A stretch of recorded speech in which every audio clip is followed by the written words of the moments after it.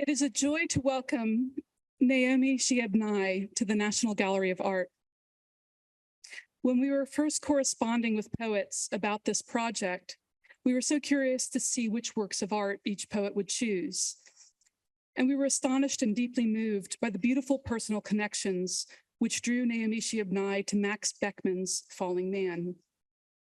I will leave it to her and to the poem to tell her own story of those connections, but will say that from now on, this painting will be forever linked in my mind with her and with her family, not only with the public words that arose from her deep engagement with this painted image, but with the immense kindness and warmth of all the unpublished words leading up to today's event.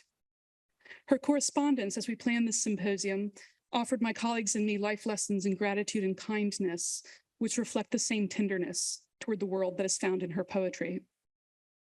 Her poems ask, where is the door to the story? Her poems remind us that people are the only holy land. After the hardships so many of us have faced in these pandemic years, it is a source of solace to be reminded by her new poem that there are some things that do not fall. Memory, color, and love. Please give a very warm welcome to Naomi Shihab Nye.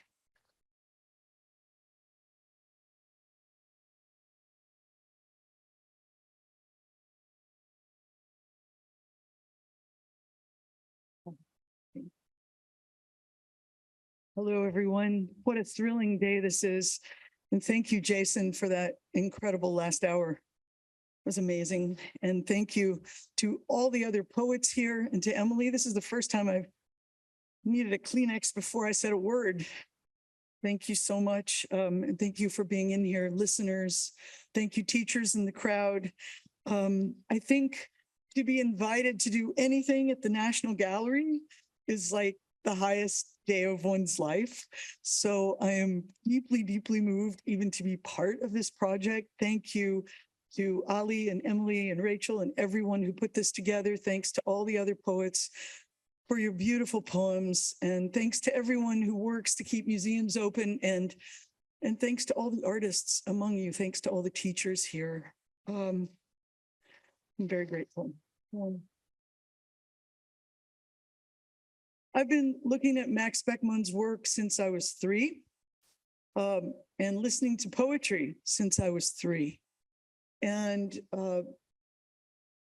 writing this poem for today was truly an exploration of something that I've told kids for next year. It'll be half a century, that poetry is here to help us see the world, to help us understand our own feelings, to know what our feelings are, why everything can be so confusing, the overlaps between bits and pieces of our own experience. But never has a poem helped me in its process toward completion, if it is complete, as working on Falling Man. And this means a lot to me. This year. It's also, I noticed just today, the longest poem I have ever written, which seems a little weird, but I guess I was just so inspired about coming to the National Gallery. When I was 3, my mom first read Emily Dickinson to me, and I was captivated. And Victoria also mentioned Emily in her remarks, but I remember feeling as if I had been transported and moved, as Ada so beautifully talked about this morning, moved out of my sphere, out of my little body, out of all the mysteries, my fears, into a better place with words. And I thought at the age of 3, I want to do that. I want to live in that space. And my mother at that time also started taking me to the St. Louis Museum of Art every Sunday afternoon. It became our holy place of Sunday afternoon. Sometimes, if she had enough money, we would have lunch there at the tea room. My dad would come sometimes, and then when my brother was born, he would come too. And my mother would take us around the galleries. She had been a painter herself. She was the first fine arts scholarship ever awarded by Washington University School of Art. And she was given this first scholarship at the age of 16, so 2 years younger than her peers in the art school. She felt at peace in the art museum in some way I could never have understood then, but I could feel the peace. I knew she was the happiest there, and I liked the questions she asked us, like, what do you see? How does it make you feel? What does it remind you of? Where does it take you? And she would particularly point out people like Philip Guston and Max Beckmann, who had been her teachers at Washington University. So I remember hearing those names and looking at their work all my life and looking for their work anytime I was in a museum and feeling somehow they were early childhood friends to me. Over the years, working with other people in the realm of poetry in so many communities, and I love hearing you, Jason, talk about all these small communities where you worked around the nation, because I sort of focused on a lot of rural communities, small villages in many countries. Looking at art and writing about art was something we could share, a place of mystery, a place of possibility. And I had done it many times with classes, and interesting things always happened. One of the last things I did with my mother in her life was read to her out loud a biography of Max Beckmann's years in St. Louis. And that is referred to in this poem. So I thought what I would do is just read the poem and then also take questions or maybe make a few other comments related to those questions.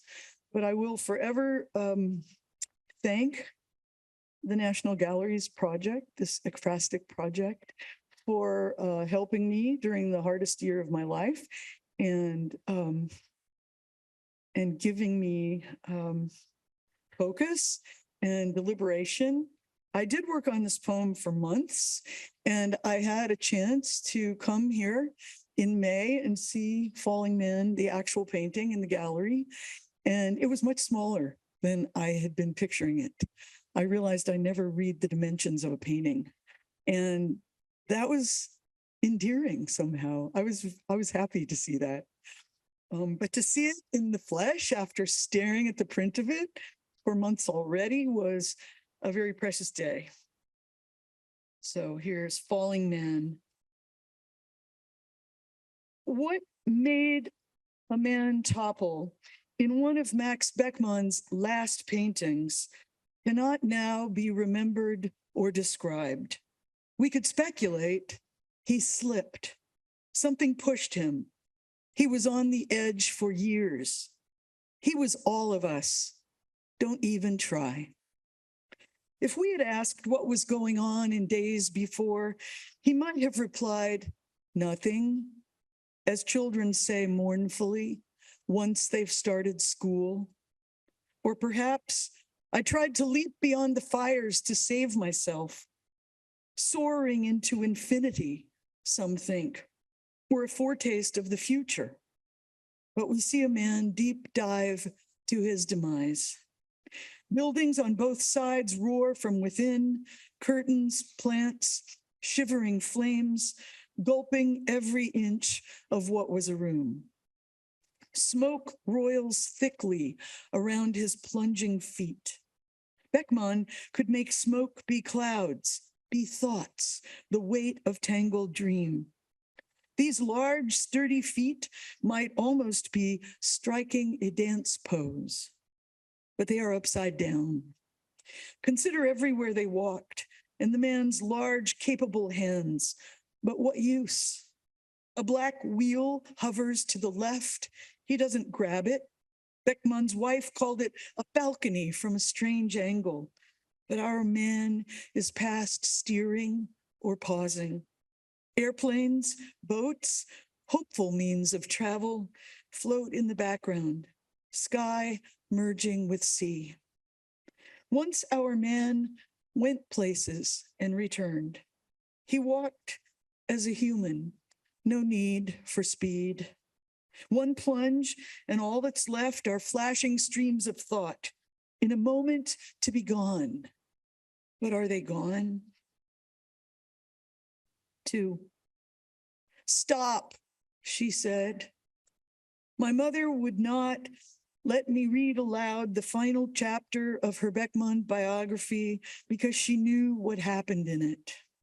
After all he had witnessed, suffered, to move to St. Louis, 2 happy years in a calm studio and art school, inspiring lives, her paintings look like his. He called her his most simpatico student. She didn't know the word. To me, this seems the greatest gift one might ever receive. But she tells me only when she is dying. People fell in German, Spanish, Arabic. All over the world, people fell in the wars, in the dark alley she'd grown up in, before art encircled and held her so she didn't hit the ground. Soaking in something not yourself was the way free, expanding the mind, letting art be your compass, your glide. My mother could not bear to feel her dearest teacher step out for a morning walk across Central Park and fall. His wife, Kwapi, wrote he was freed of the horrors and beauties of life on earth. Swoops of oil remain, complete as anthems, mysterious as days. 3. Your child dies and you plummet off the roof too. You will keep falling through hours, months, anniversaries, the unexpected thunder tilt of any moment where he's suddenly standing in the door. How precious, the door. Or his voice plunges into your ongoing sorrow, what he would have said. Those little plaid pants, they traveled far and weren't new when he got them. Where do they go? What was going on inside, you couldn't know. Who was steering the wheel? As a child, his future loomed, gleaming, gracious, long and bright as the sky beyond everyone upright, bigger than you were. He would outlive all you had shared. But this will not be. Find comfort in the falling man whose face we can't see, the mystery we're stuck with, the thick arms so much like his own. We want to stand beneath the falling man and catch him. Out walking, we feel boys walking alongside us, girls too, and ancestors, and the man with the brush, Max. Speak to the flaming silence, the endless regret, but remember things which do not plummet: memory, color, love. I should remember more than I do. I might have noticed more than I did. Beckmann's turquoise slash of fabric. Beckmann's blue. Well, thank you for listening and thank you for translating. And working on the poem calmed me down in a strange way. I revised it a lot. As a number of writers have said today, working by hand was very good to do because it's slow. I reread parts of the biography. I looked at many other paintings by Max Beckmann. I looked at things in my mother's own stash of archives relating to Max Beckmann and the time she spent with him. And it was quite an amazing experience. Does anyone have a question? And don't be shy. For the first 2 months after our son died, and it was quite a year because my mother died, then 4 of my longest, dearest friends died, including the artist Ashley Bryan. Some of you may know Ashley's work, love him so much. He and my mother had been friends since 1948. And so I'd known of him and him all his life. And he died exactly a month after my mother. And so, and then 3 of my friends for more than 50 years. And then, you keep, as older people, we keep accumulating this series of sorrows. And then our son's, which was completely unexpected. But after our son's death, I couldn't write a word for 2 months, except for little thank you cards. And the opposite had happened after my mother died. I just wanted to write so much about her so as not to forget, like things she had said during her final months and little random stories. And so I was writing so much about her. And then, the other people died and my friends, and I was writing about all of them and going back through Ashley's letters through my whole life. And then after our son, though, the silence came in terms of writing. But one thing I found I could still do and feel calm was take our son's son, our grandson, to museums and look at art. And it helped us both with our different pain feel freer somehow. Our conversations improved anytime we were in a gallery or museum. I became simply a secretary for his words, his responses to art that he saw, and started writing in a notebook just what he was saying in response to different paintings.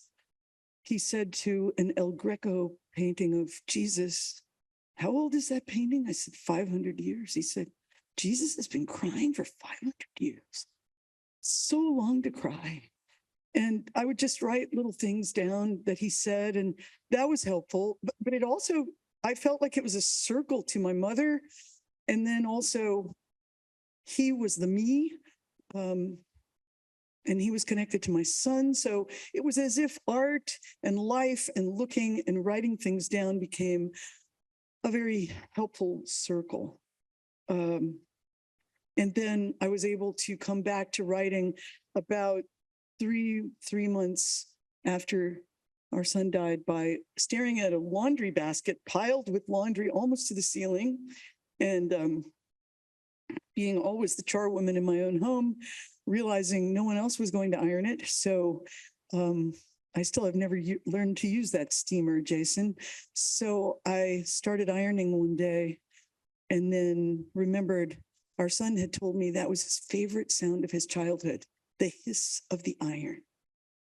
And then I remembered all the things I'd said to kids, like you start with little things. When you're trying to write about something painful or big or huge or terrible, start with something little, like take a little handle. So the first poem that I was able to write was Hiss, Hiss. And then I moved on into other poems for him, about him, and then Falling Man poem. But this was the one I worked on the longest since it was for today. Any questions? Yeah, thank you. Yes, hi. Thank you for a wonderful reading. It's a sad poem, but I, while you were reading it, couldn't help reflect that it could be a metaphor for the state we find ourselves in this country right now. And it's obviously a labor of love. You mentioned you took several months writing this. So I have 2 questions. What made you structure this as part 1, part 2, part 3? And another question is about a particular.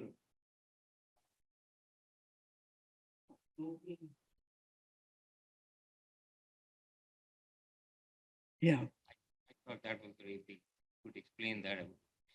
Well, the soaking in something not yourself, looking at art was the way free. That was what I felt about my mother, who suffered from chronic depression when I was a child and had through her whole own childhood. And only times I would feel her relieved of it and not worry about it as a child was when she was in the museum, because she would be so uplifted and as if she became a lighter being talking about art. And so that was some kind of key to me, to my mother, and to her happiness, what would make her happy. And by the way, she stopped painting very young, and that troubled me for my whole childhood. Why, if it's your favorite thing, would you quit? That made no sense to me. And why I put it in 3 parts was in part 1, I was focusing more on the painting, what's in the painting. A lot was written about this painting after 9/11, where people thought the painting foreshadowed what would happen with the World Trade Centers and the people who toppled off of them or jumped off of them. And then just thinking about my mother is part 2, thinking about her more. Stop, how she didn't want me to finish and read that last chapter of the book, which I did read, of course, on my own. And then 3, which was about our son. That's the only line which is in italics. Right. And obviously that means something very. Well, I think it's the important, maybe I put it in italics because I think maybe it's the most important line in the poem about looking at art is something that will help us, will save us from our own lives, something not yourself, expanding your worldview. So it's not just yourself. I mean, my mother was a very brave woman. She also married the first Arab she ever met in her life. That was a pretty brave act. And so she was, brave, shy, sad, all, and very incredibly artistically talented. And the fact that she told me, this was haunting to me. We made a little booklet celebrating her paintings before she died. That we could give to her friends. And it was about her life as an artist. It was about her time in art school. It talked about her teachers, Philip Guston and Max Beckmann. But she didn't tell me the 2 best quotes until we had printed the book and given it to all her friends. The 2 best quotes were Max telling her, "You're the most simpatico student I have ever had," through his wife, because his wife translated for him. He spoke only German in class. And then Philip Guston told her, and she didn't tell us this, so this wasn't in the book either, "You're the only student whose work I never critique. I only enjoy it." And I'm like, Mom, I mean, why are you withholding the best quotes till the book is already in print? And she just grinned and said, "Because I carried them close to my heart all these years. Those were private from her 2 heroes in art world."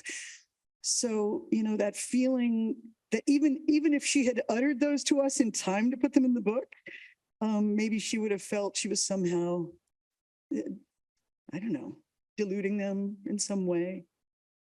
If you have savored an artist's work all your life, as I savored Emily Dickinson and so many poems I read and memorized as a child, Langston Hughes, you do grow up feeling, memorizing Langston Hughes poems when I was 7, William Blake when I was 7. You grow up feeling as if somehow they're your personal friends. And the same with the artwork that you go back to over and over again. Well, whatever's happening in my own life, I can think of Langston. I can see your house, babe, but I can't see you. That's Langston. And that'll help me all my life. So Thank you for a beautiful poem and wonderful reading. Thank you for the question. Thank you. Anyone else? Yeah. Thank you so much for the poem. I'm wondering, when you came to see the work in person, did anything about your processing of it, your thinking about it, change, seeing, aside from the size, which you mentioned, was there anything else that happened for you in that moment of seeing it in person? Well, I felt on that day when I saw it, like it was more human sized partly because it was smaller than I had pictured. And in my mind, I had pictured it that size, which it is not if you've seen it in the gallery. So it felt more doable, like I can do this poem. I cried when I saw it, and I felt the painting as its own entity. It wasn't going to be my interpretation of the painting or anything like that that was important. It was the painting exists, it's here in the National Gallery, and it's here for anyone to have a relationship with. And that was important. And so I think it felt just more manageable to me, more human-sized. I've always loved the quote by Edward Field: "Guard me from poet's head, that dread disease where the words ring like gongs and meaning goes out the window." And he goes on to say, you know, make a poem as human-sized as one of my friends who would come into the room. And I think I felt that way more about the painting, you know, after I actually saw it. And I think we feel Thank that you. way, you know, like say you've looked at a lot of Matisse paintings or, you know, photographs by one artist or something, and then you go, like, my grandson feels that Georgia O'Keeffe is his personal friend just because he has seen so many Georgia O'Keeffe paintings by now. He's 7. And when he looks at them, he'll compare, he'll say, but that other one, that other sunset was. And then I feel that he's having this relationship with her work, you know, even if the painting has been put in the vault for the last year, he's still thinking of it. So, yeah. What's your favorite thing to use as inspiration? My favorite thing to do for inspiration is walk around. Just look at things. And I think when you walk around and look at things, you have different thoughts. And I also really like to dig in the ground and plant things and work with plants. And I'm not great at it, and I also really love to read other people's poems and books and be inspired by other people's work. Thank you. You know, people who come to a reading, you're so dear to come and to listen to us, and we all appreciate it. I know I say this for Ilya, for all the poets who are here today. We feel so lucky to be invited into this space and to get to have this relationship with art, with you, with our own lives, with our hardest things. I thought, if it's okay, I might close with the most recent poem I wrote for my son a few days ago, last week, I guess it was last week. If that's okay, it's very short. It's not long. Okay. And I won't drink anything afterwards. And, but you know, I've always had a theory around poetry. Each thing gives us something else. Like someone else's poem gives us another thought. And so the door image in the Falling Man poem, and the fact that he's not in a building with windows or doors anymore, that door image kept haunting me and helping me in strange different ways. So this is only 3 stanzas, and it's called Grief Blanket. And in San Antonio, where I live, it was 106 for 70 days this summer. Grief blanket. You're gray. I fold you into a rectangle the size of a small window above a door in an old house. Once a transom that pushed open. We walk under you to go in or out. Stay there.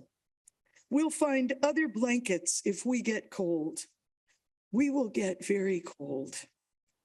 After suffering for months, hottest summer in history, we know you're bigger than we are. We'll remain forever close and distant. We don't have to wonder what you're doing every minute or try to heal. Alone, without your jokes for breeze. It's your turn. Grieve for him. Grieve for me. Thank you.